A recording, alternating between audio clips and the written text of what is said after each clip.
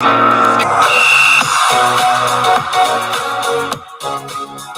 up, gang? Andrew Cooper here, aka Coupe Fiasco on Twitter. You're watching the Fantasy Football Fiasco here, brought to you by Fantasy Alarm, Better Sports Network, and of course, our favorite sponsors, FFPC. Thanks for joining me today.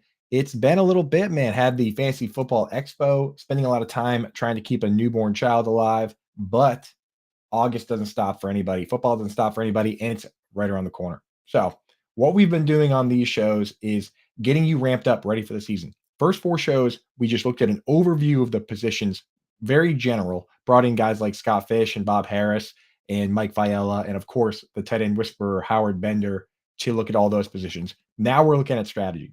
Last week, we brought in Kevin Tompkins, a zero RB aficionado, to go over that strategy. And it's one of the most popular strategies right now. What we're doing today is we're bringing in Dave Kluge to look at another strategy, basically the opposite of that, robust RB. I see you guys trickling in the chat. Shout out Albert, shout out Hal. What's up, guys? Thanks for joining us. But I'm going to get right to it. Right now, in this industry, there's an epidemic going on where everybody's leaning so hard into zero RB that RBs are becoming a value. The times really are changing in terms of ADP. When I first started playing this, you just drafted a running back in the first round. But this was back like 2001, 2002, when it was like Priest Holmes, Sean Alexander, LaDainian Tomlinson, Marshall Faulk. Like you couldn't miss. You literally could not miss in the first round.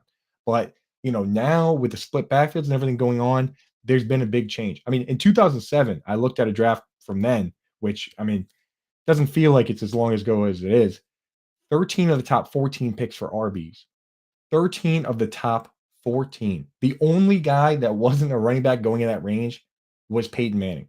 Crazy how now you look at it and only 5 of the top picks this year. 5 of the top 14 picks this year are running backs. Back then, 13 of the top 14.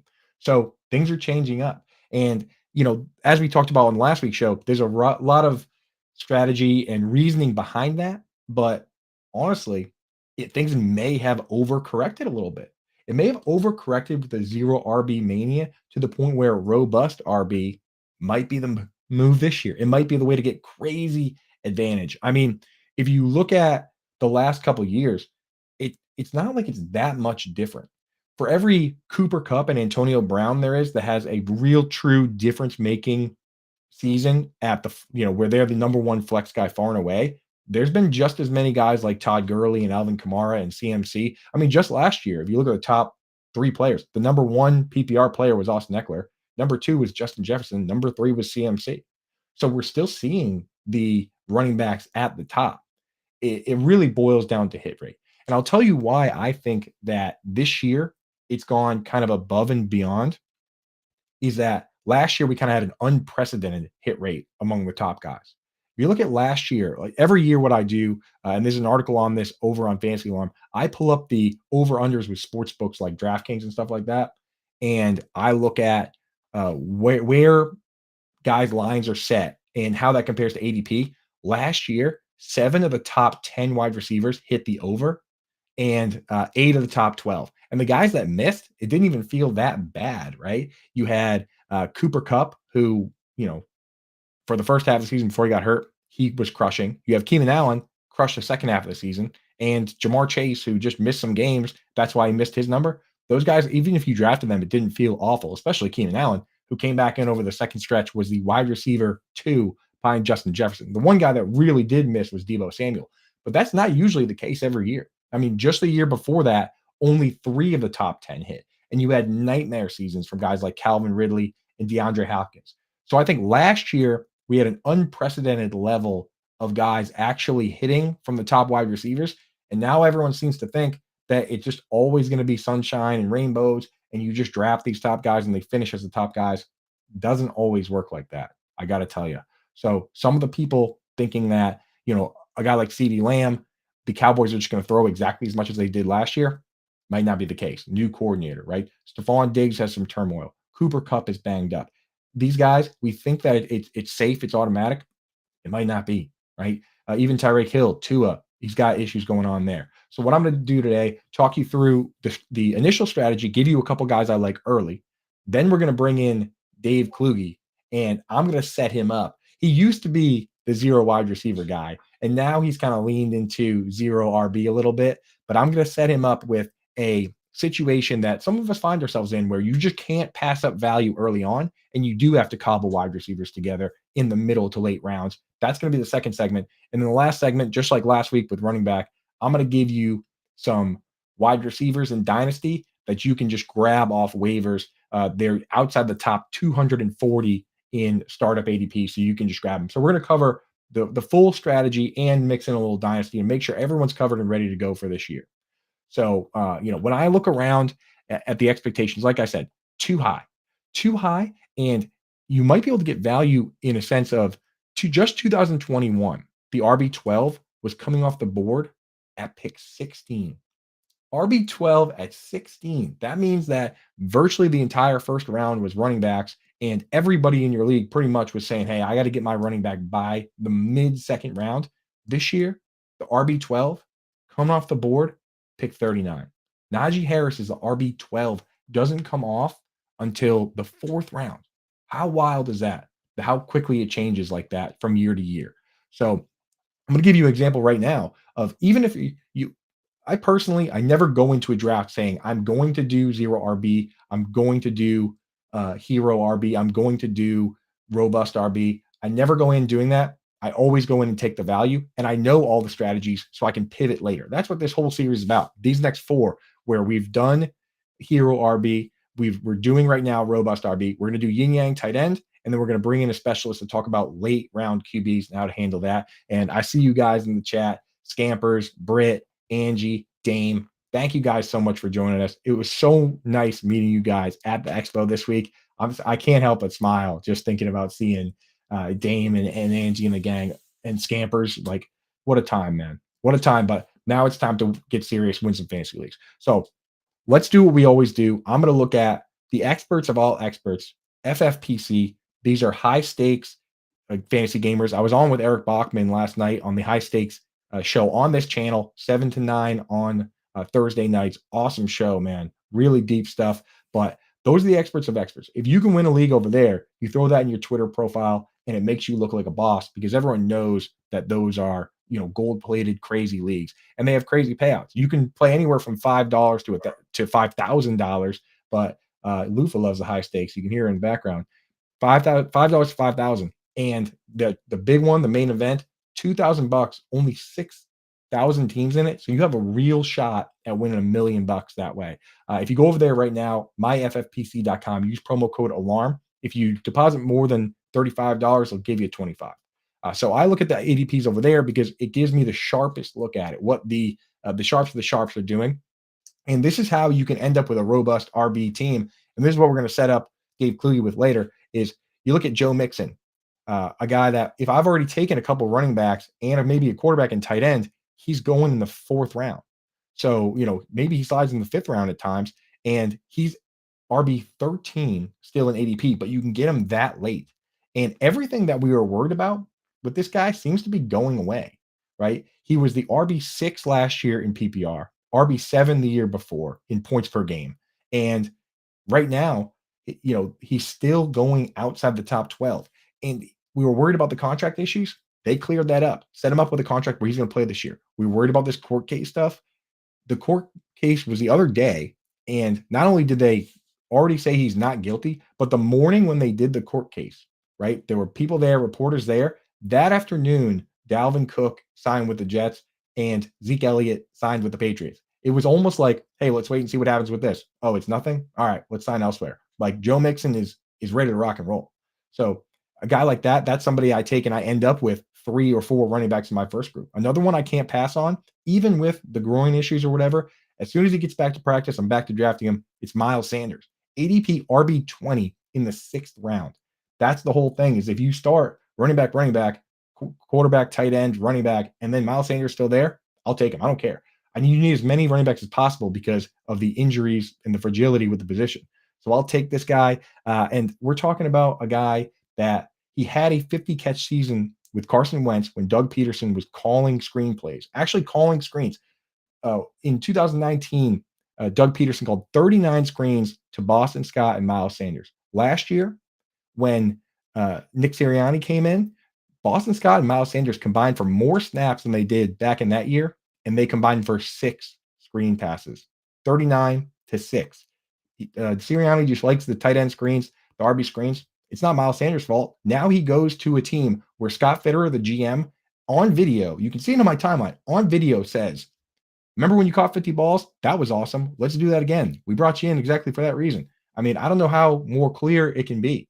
Like, this guy is there to be a 3-down workhorse. They made him the highest paid free agent for a reason. So Miles Sanders, ADP, RB20 on FFPC, smash for me all day long. And the last one, this one's a little more high risk, but you can still get a discount on Javonte Williams.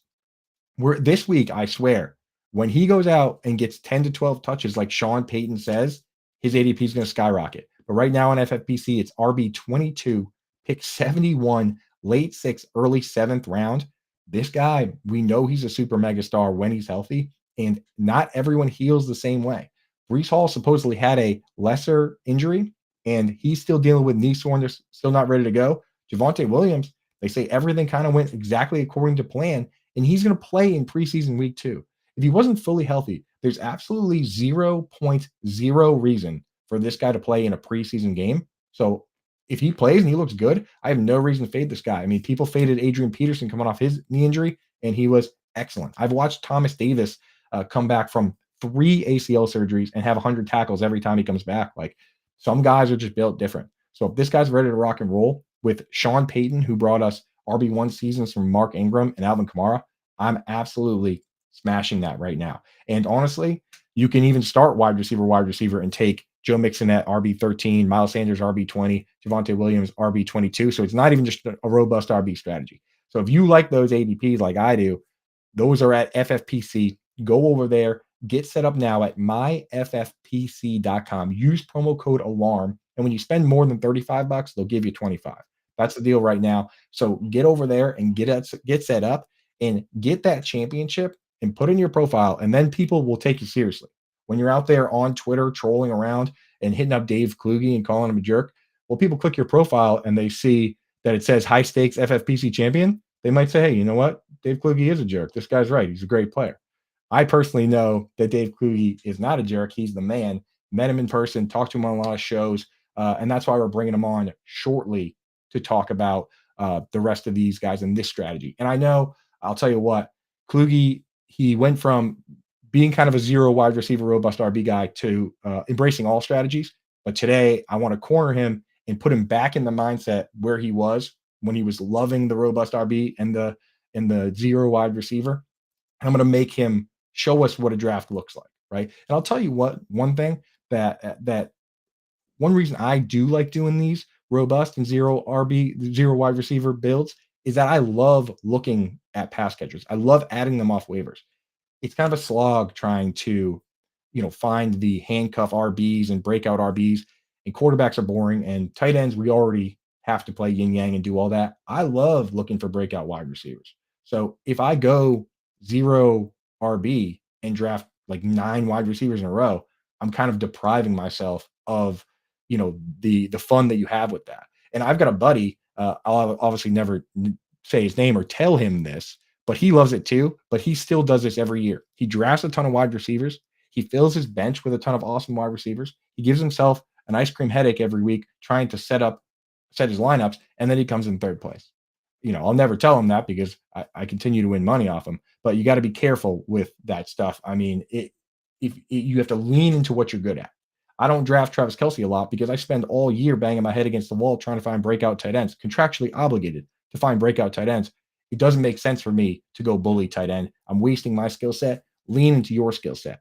And we're actually going to bring Dave Kluge on right now. He's got a killer skill set. We're going to bring him on shortly after we hear from our buddies at FFPC. So don't go anywhere. We're going to check with them, and then we'll get Kluge's guys for these late round wide receiver strategies. Kendre Miller fan. He's running back 46 in the Fantasy Pros Championship right now at the end of the 11th round. I want you to talk a little bit about him from both standpoints. Number one, from redraft. He's in the backfield, same backfield as Alvin Kamara, who we talked about in the first hour. and then obviously Jamal Williams. But as far as Dynasty goes too, what should you be doing now if you're a dunce like me and missed on Miller? What kind of offers should you be making for Kendre Miller in your Dynasty leagues right now? Well, the problem now is the news worked against you, right? In the sense that you know that there's a suspension looming. We don't know what that suspension is. So do you try to go after him prior to the suspension, or do you wait to see how long it is? Mm-hmm. Right? Because the higher the suspension is, the more expensive Kendre is going to be. It gives him an opportunity. We saw Kamara, you don't have to go farther than New Orleans. We saw Kamara take advantage. I remember they brought in Adrian Peterson. They had what's his name? Mark Ingram. Yep. Right. And then they brought in Kamara, and everyone's like, there's no way Kamara's gonna be relevant year one. And he smashed because talent comes through. These teams want to win now. They're gonna put the best players out there. Kendre Miller comes off of a 1,400-yard season. Like, one thing for me, bulky in fantasy, is if you showed me you did it, I'm gonna believe you. Mm-hmm. This whole upside thing where you've never done it, I'm over all of that. Like, tight end position I talk about often. That's why I don't invest in rookie tight ends. I'll pay the price for a Kelsey. I'll pay for a Kittle when I know they're going to smash for me, right? Running back, you're looking for talent. You're looking for proven. This guy's proved it. And progression. You look at his career in college, he's progressed every year in the receiving game, in the rushing game. There's something about when you watch him play, and sometimes it's not, I don't have a great stat for you or anything, but there's certain guys when I see him play, something kind of, and he's one of the guys. When I started watching his tape and just seeing what he can do, I think he can be an all-around workhorse. He had 224 touches in his last season in college. So look, we talk about New Orleans. We don't know what this offense is going to look like. They have a new quarterback. They have everything, a whole new situation there. He could come in with Kamara out and just take over that backfield right away.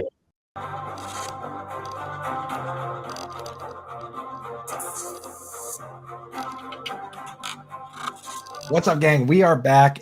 Without further ado, I'm just going to bring him on right now because he's ready to rock and roll. We got my boy Dave Kluge here. Kluge, no one would ever call you a jerk on the internet, right? Never. No. I mean, as soon as I logged on, I heard you saying nothing but positive things about me. Smart, handsome, friendly, just laying it on thick. So I really appreciate it, Coop.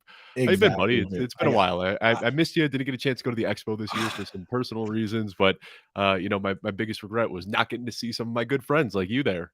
I know, man. It's just like such a cool time just hanging out and meeting people, man. And there were multiple times where I sat there and I was like, this is like Kluge City. Like that's where you would thrive, man. Now 2 years in a row, because you had the shoulder the year before, and then this year you had stuff going on. So next year I was there last year with the shoulder, with my gimpy limp arm. I made it there. Yeah. You did make it out. You did make it out. So sorry. Yeah. But we need you 100% next year. I'm making sure I have a layover in Denver, and I'm scooping you up personally on the way. Let's Boston do it. to Denver to Canton. That's the trip next year. So yes, honestly, when I think zero wide receiver, I still think of you, even though you admittedly, I reached out to you and I was like, let's do it. We're doing it. And you're like, well, actually, I kind of do zero RB this year, right? A little bit. You kind of like the strategy better, but that doesn't mean that you don't have that skill set still, right? You still got that mindset available. You can switch it on.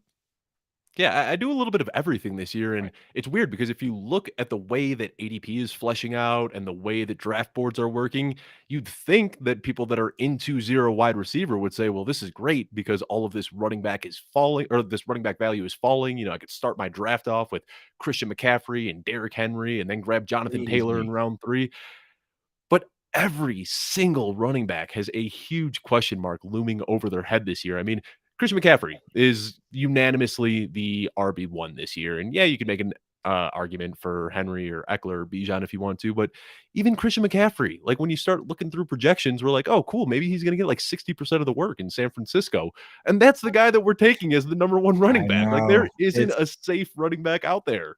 It's funny because this game used to be so much easier, and we all like lament back to that time, but we wouldn't really even, if it was still like it used to be, there wouldn't be as many jobs and there wouldn't be as many angles in this industry, right? There's more to talk about now. Back then it was like, yeah, Priest Holmes. Like if you don't get LaDainian Tomlinson, you probably lose. That's what it used to be. So it's nicer now.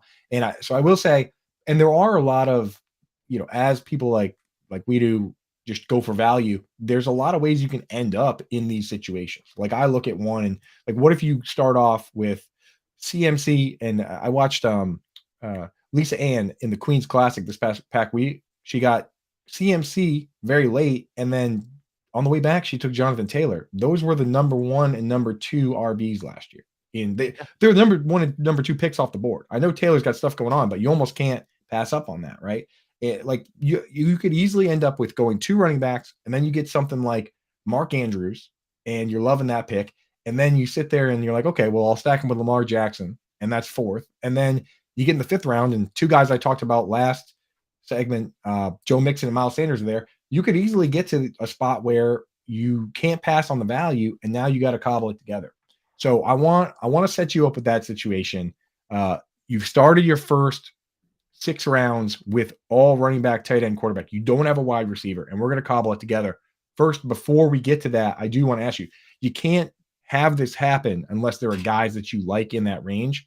So let me ask you a couple guys that from that 5th, 6th round ADP, if they're there, you're just not going to pass on them. Going in that round are guys like Aaron Jones, Kenneth Walker, Damian Pierce, Miles Sanders, Alexander Madison, Rashad White, Javonte Williams, Cam Akers, James Conner. I mean, it's crazy. That 5th and 6th round, there are straight up 3 down backs in there. There's guys like Aaron Jones that are perennially RB1. So is there anybody from that group where even if you have 2 or even 3 RBs already, if they're there, you're not going to pass? Well, I want to say this group right here is why I'm okay punting on running backs early in drafts, because there's so many guys with high upside here in the 5th and 6th rounds. And obviously, if Christian McCaffrey is healthy and his old self and putting up 25 points per week, you're going to feel good about that pick. But when he goes down with an injury and you got Elijah Mitchell in the 14th round, you don't feel nearly as good about it. So I like all of these picks. And, I think we have corrected to the point where this is the running back dead zone, the dreaded zone that we say you don't want to take any running backs from. But these guys used to be going like early 3rd round. Exactly. And now with them going in the 5th and 6th round, that risk is kind of baked into their cost. So the guy that jumps out to me, you mentioned Aaron Jones, just a perennial RB1. And I think people think that because Aaron Rodgers is gone, Aaron Jones is just dead in fantasy football and isn't going to do anything. But I see them skewing towards a more run-heavy approach. And Jordan Love, a way to help him develop is to take those easy checkdowns to his best playmaker, which is going to be Aaron Jones. So the guy's been an RB1 for 3 straight years. Wouldn't surprise me one bit if he sneaks in as a back-end RB1 this year. And then Cam Akers is another guy. Like, I have been a huge Cam Akers hater since he came into the league. Never wanted to draft him. But this year I find myself liking him. He's going late 6th, early 7th round. And what we saw at the end of his rookie year was him getting 30 touches per game down the stretch. And then you kind of throw away year 2 with the Achilles, came back, didn't look like himself. And then last year, even, the first half of the season, he clearly wasn't himself. And he was kind of on a short leash, wasn't looking too effective. End of the year, though, he was the RB6 in the second half of the season, getting that same crazy workload. And what have they done this year? Pretty much nothing to add to that backfield. So all indications are that Cam Akers is going to have a huge workload again. So Aaron Jones and Cam Akers are the 2 guys that really jump out to me there. You are talking like a zero. Like you've been talking like you've been a 0 RB your whole life, dude. Am I talking to Kevin? Is this Pat Carine, Kevin Tompkins on here, man? You're talking about RB2s like they're locked in, man. But hey, that's the thing though. These guys have been RB1s already, right? So that's what makes it. That's what makes this. It makes you want to draft the wide receivers early, but it also makes this situation possible. Because if you do sit there and say, well, I'm not going to pass on Christian McCaffrey at 9, and then come back around and you're like, wow, I almost took, this other running back in the 1st round. Now I'll take him here. And then you do the Lamar tight end stack, and then your guys are here. I mean, sometimes you just got to roll with it. So that's you really the buttered situation. me up with that fake start that we're talking about here, that Lamar Jackson Andrew stack. Oh my goodness. I thought exactly about because I was like, how can I corner Kluge into having to do this, right? And I was like, okay, the Lamar Andrew stack is how we get him. That's how we got him, folks. And I want to point out in the chat, important question being asked by George, a Boston guy like myself. When can we order pies online from your wife? The Hills have pies. When is that ever happening? Because I have to bring it up every time I'm with you on a show that the pie that was supposed to be for me was left on the counter when I visited Denver. On the night of your engagement too. The night of my engagement, I should have been eating pie, and that was the one regret from the proposal is that and of course you had to text me later being like, I'm so glad you forgot this pie because we're eating it right now. So I'm still owed a pie, and I will pay for it online. When is that coming around at any point?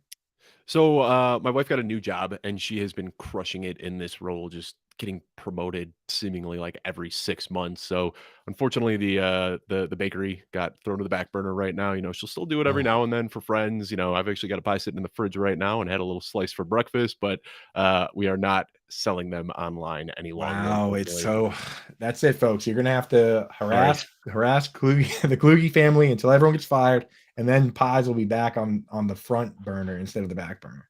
So yeah, but definitely don't do that. Anyway, okay, let's get into it. Let's get into what we came here to do. So I've set you up. You've now drafted 4 running backs.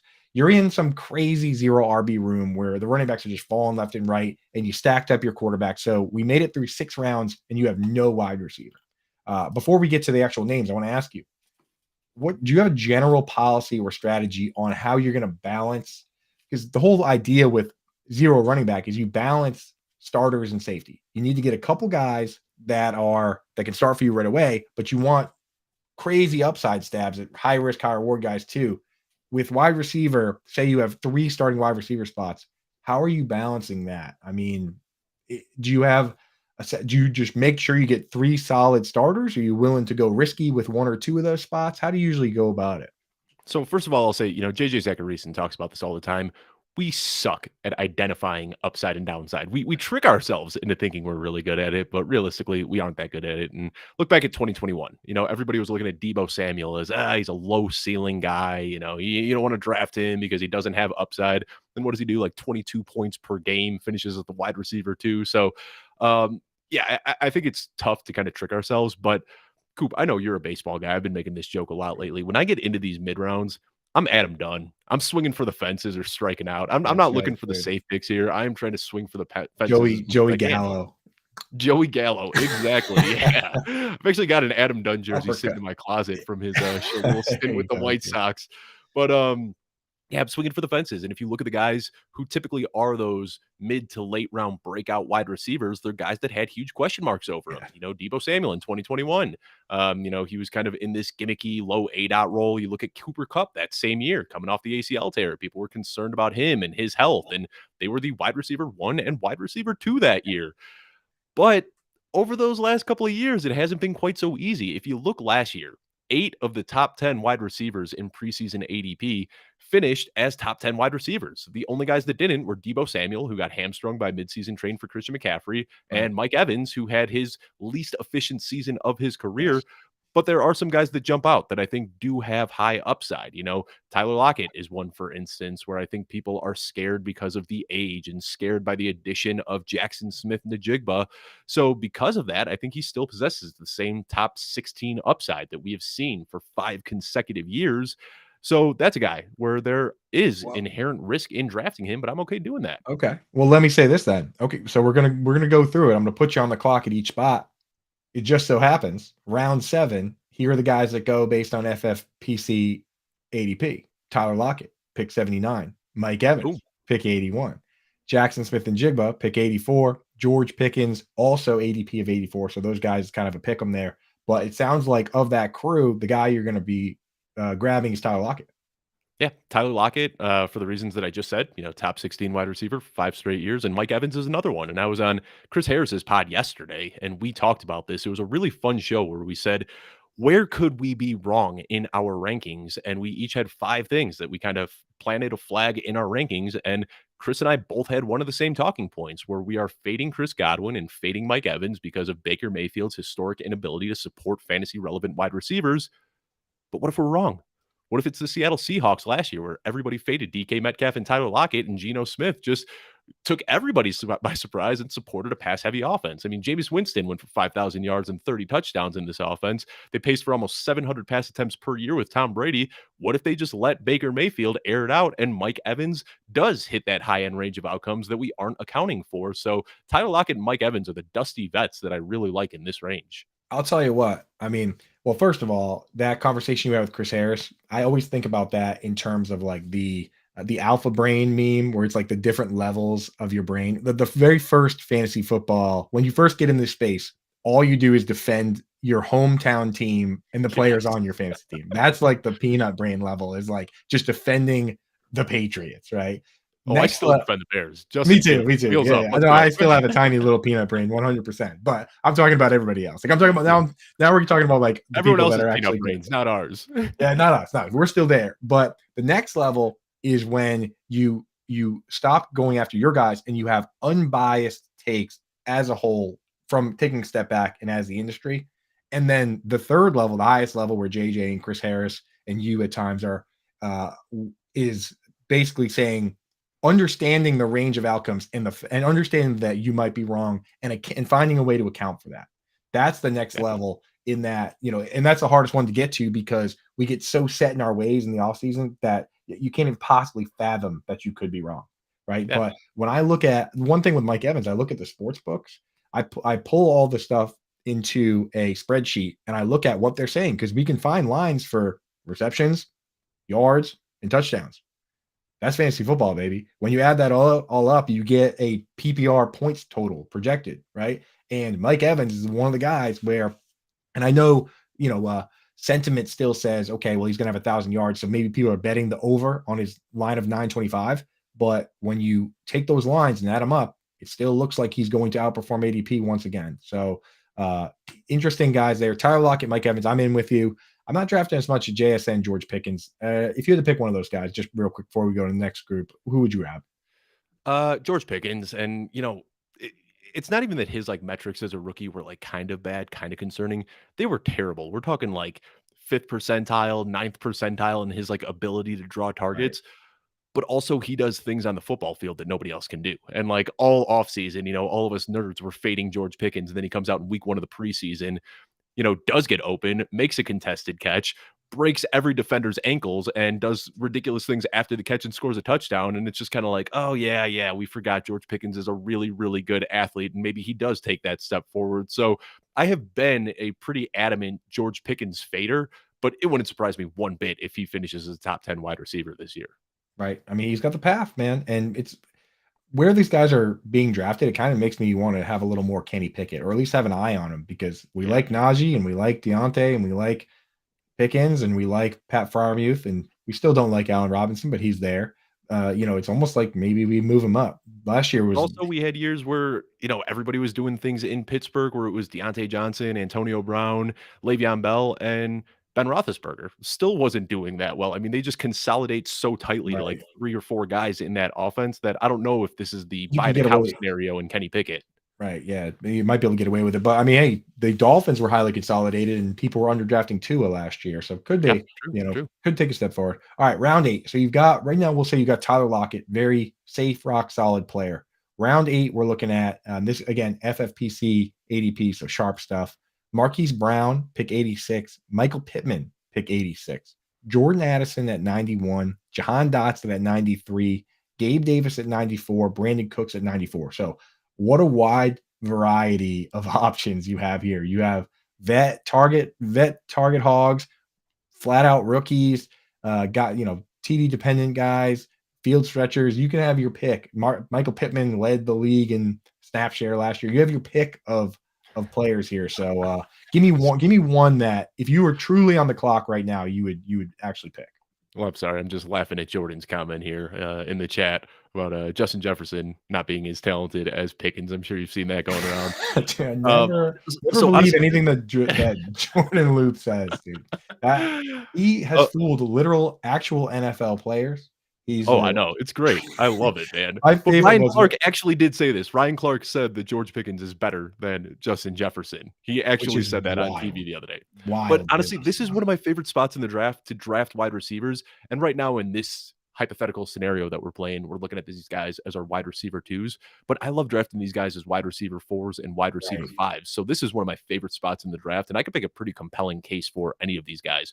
Jordan Addison is my rookie wide receiver 1. He's going to step into a huge role vacated by Adam Thielen. Saw the second most routes run last year. So I really like him. But Marquise Brown is the guy that I'm going to talk about here because go back and watch our show from a couple months ago, Coop. Me, you, Joe Pisapia, we talked about Jordan Addison at length. Marquise Brown, though, is a guy that I'm trying to leave almost every single draft with. And there are obvious concerns with no Kyler Murray coming off the ACL tear. But I think that we have pushed him too far down draft boards because we talked about this for years with Marquise Brown. Route run metrics were off the charts. And we said this is the type of guy that you want to invest in Dynasty because he's a change situation away from exploding. Saw the change situation last year.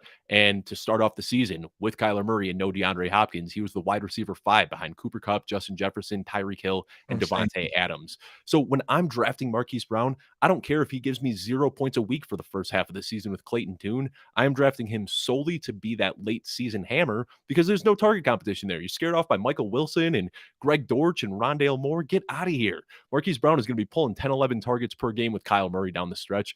One of my spicy takes this season is that Kyler Murray is going to be on more league winning rosters than any other player in fantasy. Ooh, I like that, man. I'll tell you what, and I like what Kyler Murray's camp is doing is they know that the team is doing a bridge year and they know that the team would love to just shut him down or make him go away. And he is immediately coming out and saying, hey, by the way, I feel great. And I want to play football all year because he knows every game he wins, it makes it that much harder for them to go get Caleb Williams or whoever else. I love that attitude for Kyler Murray. And man, if he comes back, he's not going to sit down and take a break. Some of these I don't think teams, he's put a shirt on all offseason. I mean, right. He is shirtless everywhere. He is just showing everybody, look at me. I'm in great shape. I'm ready. I'm ready to get out there again. Love to see it, man. So yeah, Kyler Murray, a lot to prove. And honestly, not even just prove, but he's got a job to protect. Whereas I worry about that with some of these teams where, like, if things don't go well for the Rams early on, are Matthew Stafford and Cooper Kupp going to be banging their head against the wall down the stretch the way some of these other guys have to protect their job? It is something to think about, honestly. But Marquise Brown, Kyler Murray, that could be a game-winning stack there for you. Let me ask, give me one of this group. Give me one more before we go to the next one. So your official pick is going to be Marquise Brown. You have Tyler Lockett and Marquise Brown, and that feels honestly, if your lineup starts out Bijan, Saquon Barkley, which you can get at ADP, Mark Andrews and Lamar Jackson, bing bang, and then Joe Mixon and Miles Sanders both go like round 5, 6. If you start off with those guys and your starting wide receivers are Tyler Lockett and Marquise Brown, that kind of feels like a wagon, no? Yeah, and I'm going to say if you do start the draft that way, your next 10 picks should be wide receivers. Because every time you draft a wide receiver, you're just increasing your chances on hitting on this year's breakout. But the other shout out I'll give, and Coop, I don't know your stance on this guy. You and I were fading him hard last year, if I recall correctly. Yes. Gabe Davis. Yeah. Steamed up in like the 3rd round of drafts, but he is in pretty much the same situation he was last year. You know, investing in these post-type sleepers where fantasy drafters reach for him one year, they end up sucking, and then they have a visceral reaction when they see him on the draft board the next year and they just won't draft him, and it causes them to get pushed way down draft boards. We could still make the same exact case for Gabe Davis this year that we did last year. We have to remember last year he was mostly derailed by an ankle injury, and when he wins on long speed and getting vertical on defenses and then has an ankle injury that inhibits him from doing that, it seems like we just forgot that he got hurt last year. So now a healthy Gabe Davis is the same player last year, but at a 6th-round discount. Right. I have no problem. I've been actually doing drafts where I take Gabe Davis and Dalton Kincaid, and I just say, hey, one of you guys got to do something here, right? Yeah. So, and it's funny that my followers on Twitter that don't watch the shows or read the articles, they've been so confused this offseason, where I'm like, by the way, we're taking Gabe Davis at ADP and we're not drafting Evan Ingram. And they're like, is this the same guy? Is this the same guy from last year? Like they forget, they don't realize there's no take lock. ADPs change, so should your player. It all changes, man. Calvin Ridley's in town, right? No Evan Ingram. I've been trying to tell people, if you draft Evan Ingram now goes from the yang side of yin and yang to the inside, where if you want to take a safe and boring player and take him, but you have to take somebody else later. And it's just the people that understand the concept, I love them because they actually, they get it. They truly get it. But there are some people out there that are like, what do you mean we don't like him now? I'm like, well, conditions have changed, my friends. Yes, sir. And yes. So, and you could easily end up with a lineup like this. And that's why I brought you in to do the hard part. I'm like, yeah, just draft Joe Mixon and Miles Sanders. All right, Kluge, figure out the wide receivers. So, like, all right. So what we're going to do, I don't want to keep you too crazy long. I want you to give me a wide receiver 3 And then maybe, like you said, we're going to paint the rest of the board with wide receivers. So give me a wide receiver 3 from round 9. You've already gone Tyler Lockett, Marquise Brown. Round 9 and 10 is Zay Flowers, Treylon Burks, Elijah Moore, Quentin Johnston, Sky Moore. And these guys are all going so quick. Zay Flowers, ADP 103, Treylon Burks 104, Elijah Moore 104, Quentin Johnston 105. So this is like wide receiver hammer town. So then you got Sky Moore, Michael Thomas, Cortland Sutton, Kadarius Toney. Give me a wide receiver 3 that's going to start in your lineup. Oh man, I mean, we slip on the banana peel every single year chasing after Kansas City wide receivers, right? Like we know the wide receiver one there is Travis Kelce, but There's a am I lot an of idiot? banana peels in this group, dude. Yeah, am I slipping on the banana peel again, going for Sky Moore? I mean, I know like we say, rookie face planners are one of the worst investments you can make in drafts, and by all intents and purposes, Sky Moore completely face planted last year. But if there's ever a type of player that I am willing to just completely give a pass on their rookie season, yeah, it's a guy like Sky Watson. Moore. Yeah. Coming out of Western Michigan University into one of the most complex pass offenses in the NFL, and a team that didn't need him. It's not like they needed a wide receiver to step up. They won the Super Bowl with their second round pick sitting on the bench, not doing much at all. I will throw this out there. Alfredo Brown says this all the time. Sky Moore did lead all rookie wide receivers in Super Bowl touchdowns last year. Just something to think about. There it is, dude. And the metrics are kind of there for him. It's just, Mahomes is gonna. The thing about Mahomes, and people are like, when you ask why he doesn't have one go-to wide receiver right now and why he spreads it around, just watch this dude play, man. Yeah. He's running around all over the place. He's just looking for the color red somewhere. He doesn't care who it is. You know what I mean? Like he's looking for a little space in the color red. Like, so the way he plays is wild, man. And I saw a stat recently regarding, completion percentage with pressure, and he was number 1. It wasn't even close. Oh, So, yeah, because I mean, he'll just shoot a fadeaway with 2 hands like a basketball Yeah, player into the exactly. end zone and turn it into a touchdown. I mean, he He does doesn't things that care we've who never you are. seen any other quarterbacks do. Yeah. It just so happens that Travis Kelce's bigger, so there's more red there, right? Like that's why he gets more targets than the rest of these guys. So I want to throw one up here. Britt Flynn, basically the mayor of Arkansas, where Treylon Burks went, wants to know what you think about Treylon Burks. And the knee injury obviously is. I want to know what you thought about Treylon Burks 2 days ago before the knee injury. Yeah, I mean, I was pretty aggressively targeting Treylon Burks. The knee-jerk reaction, I hate to say knee, that was Yeah, I a know. very Unbelievable. bad pun. I'm sorry. That Earn was an dog. accident. Earn dog. Cut that. I'm Cut sorry. that. I'm sorry. But the immediate reaction was that DeAndre Hopkins is just going to make Treylon Burks worthless. But I think that we may have overreacted a little bit because Treylon Burks, on his own accord, is a very, very good wide receiver. And Ryan Tannehill's no slouch either. I mean, we've seen him with a pretty bad pass catching core for the last couple of years, and I think that's why we forget that Ryan Tannehill was one of the most efficient quarterbacks in the league. Derrick Henry isn't showing many signs of slowing down right now either, so he's going to keep defenses honest. Treylon Burks as a wide receiver too, I really like him. And I hate to put this into the universe, but DeAndre Hopkins has struggled to stay healthy for the last couple of years now. So there's contingent upside in Treylon Burks too, that if that 31-year-old hamstring tightens up on DeAndre Hopkins, then Treylon Burks is the same player he was 2 months ago, where we were drafting him as a top 24 guy. So you're telling me Chig is back? That's what the end of this the end of this entire conversation. That's all I got out of all that. Chig Okonkwo is back on the menu, baby. Let's go. Chig season in the chat, baby.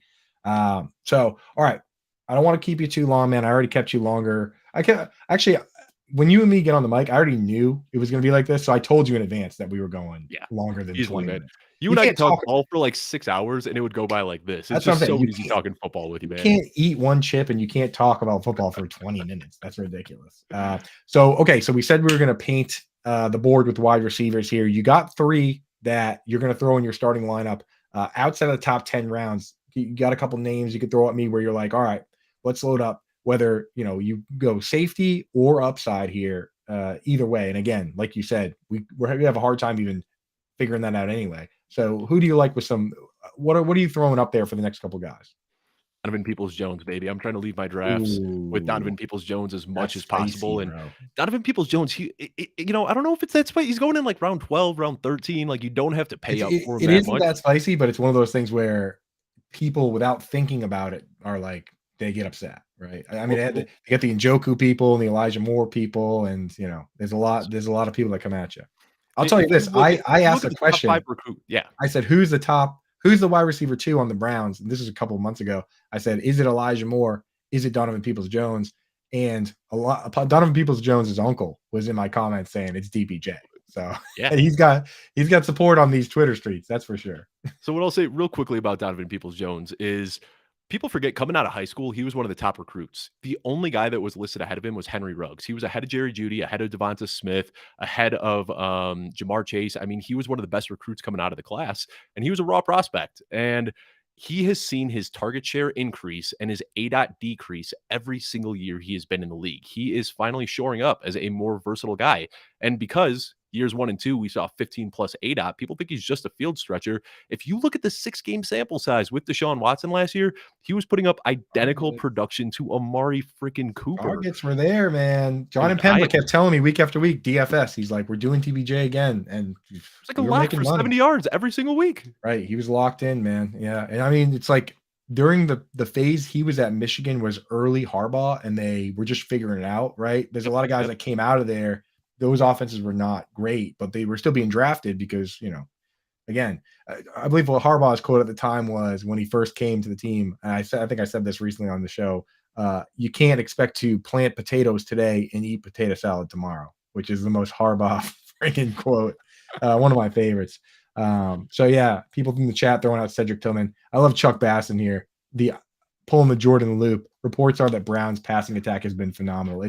We know it's been the opposite. My Browns bags are sweating, bro. I've been targeting this offense aggressively in drafts and getting a little nervous. Yeah. Real quick for Randy Miller before you go. He asked in the chat, Saquon or Bijan full PPR? I've got Bijan. But oh God. I'm about to get booed out of the chat with this one. I think everybody's over their skis with Bijan, man. I get it. Like he's a hyper talented guy, but does talent always turn into fantasy production? We're talking about the Atlanta Falcons here. They're already talking about Tyler Algier being in the mix for 10 to 12 touches per game. I mean, I get the argument for Bijan, generational talent, all that fun stuff, and I'm taking him over Saquon, but I'm looking at Derrick Henry before I'm looking at either of these guys. Ooh, wow. There you go, dude. Yeah, I mean, running is often the luxury of the winning team. So the Falcons, you really need Desmond Ridder to be able to run the offense. That's the problem you run into. So we'll have to see on that. All right. I'm going to Bijan looks really good until you start doing projections for the Falcons. And then you go, wait, hold on a second. What? Yeah, it is horrifying, dude. Especially with I look at the Athletic, the guy, he came out and he said 170 touches for Algier and 300 for Bijan. It's like that's how many plays they ran last year. What is Mac Hollins going to get the ball twice on the season? It's like I don't know. That team is difficult to project. I would love to project Arthur Smith into a cannon, into the atmosphere, and directly into the sun. That's where he needs to go. So anyway, let everybody know what you got going on right now, man. I know you have a ton going on. You have the show with Alfredo, which is super cool. So tell everybody what you got going. Yeah, you can find all my stuff at Dave Kluge on Twitter if you're into memes and sarcasm and that sort of stuff. But if you want to check out my actual takes more than just my jokes, you can find me on the Football Guys Fantasy Football Show. We're bringing that to you 3 times a week now, ramping up to 4 times a week next week, and then we'll be doing 5 times a week after that. And in season, we're doing 6 shows a week. Ooh. It's been a ton of fun, so you can check that out at Football Guys. Only 6 shows a week. Yeah, nothing serious. But Coop, man, I just want to congratulate you for launching this show. Couldn't have happened to a better guy. I feel like I've really seen you shooting up the ranks and earning the respect that you deserve this offseason. And I just couldn't happen to a better guy, man. You and I have been connected since our pre-Twitter days back in those Reddit streets. And man, I'll always be in your corner cheering you on. So happy to see that you got this opportunity. I appreciate that, man. I think Reddit really toughened us up into the people we are today, Yes. So we can handle a little razzing. Forged in the fire. Yeah.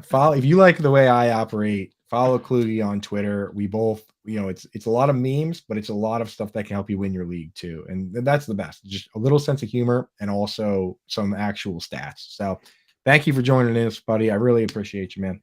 Of course. Take it easy, man. Yeah, I'll talk to you. We're up against it here time-wise. So I'm actually going to skip the next commercial for FFPC. Love those guys. I'm going to give them a full shout out here anyway. But we went overtime with Kluge. We love the FFPC guys. They got the show every night not every night, every Thursday 7-9 with Eric Bachman. I was on it last night, so make sure you go back and watch that one after you're done around here. But check those guys out. But we got to get to some dynasty guys here, some dynasty players that we can add late rounds. So we're covering the full spectrum with these shows so that people can sit back and watch these 2 series right before their drafts, and you get a full overview of the position. That was the first 4 we did. And then now we're doing the individual strategies. And with that, I want to make sure, since Kluge covered that whole gambit there of guys that you fill out your bench with, if you wait on wide receiver, I want to make sure I take it all the way to the bottom of the barrel for dynasty gamers, right? So we looked at a ton of like mid to late round guys there. I want to look at guys that are all the way deep. And I actually like to go, first of all, when I play dynasty leagues, when I do startups, I get a little cheat code here. I basically just use my redraft rankings because I'm good at this. I play to win. I want to put my name on the trophy and the money in my pocket right away. And then you know what happens after that? I just keep drafting good players and I keep winning. Like if you tank on purpose early and do productive struggle or whatever, the only things you can do are lose now and win later. You can only win later. If you win now, you can also win later. That's a little secret.